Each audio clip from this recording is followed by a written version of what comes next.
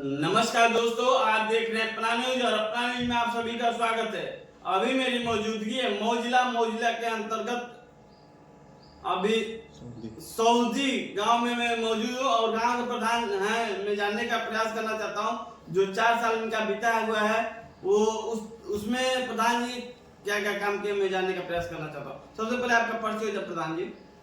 मैं अरविंद सिंह चौहान, ग्राम प्रधान सऊदी जी प्रधान जी, राज्य पंचायती द्वारा 2 प्रधानों को चुना गया, उनको सम्मान दिया गया, जो एक हाथरस की महिला है और एक लखनऊ ग्राम सभा के सनी प्रधान है। क्यों केवल 2 प्रधानों को चुना गया? जो बढ़िया काम करेगा उसे को चुना जाएगा। जी। और प्रधान जी, मैं ये भी जानने का प्रयास करना चाहता हूँ 4 साल के अंदर में जो कार्य किए हैं कौन कौन से कार्य हैं, थोड़ा मेरे दर्शकों को बताइए। स्कूल का बाउंड्री वाल हुआ है जी और अमृत सरोवर का घाट बना है जी फिर इंटरलॉकिंग हुआ है, खड़िंजा हुआ है जी ऐसे बहुत सारे तमाम कार्य हुए हैं। जी प्रधान जी, किस मनरेगा से हुआ है, ग्राम पंचायत के निधि से हुआ है।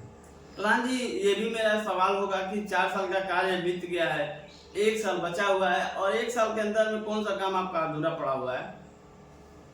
अधूरा तो देखिए, हम लोग का ग्राम पंचायत का क्षेत्रफल बहुत ज्यादा है, ये बड़ा है। 1292 बीघा का रकबा है जी आबादी कम है जी और हमारे यहाँ शेड्यूल कास्ट भी नहीं है ज्यादा, मतलब धन आवंटित हो सरकार की तरफ से। जी धन बहुत कम आवंटित होता है, उसी में सबको लेके चलना पड़ता है। जैसे कि शौचालय के टेकर, गौशाला के टेकर, जी पंचायत सहायक का मानदेय, जी ग्राम प्रधान का मानदेय, उसी में अन्य सारे काम का भी खर्चा है।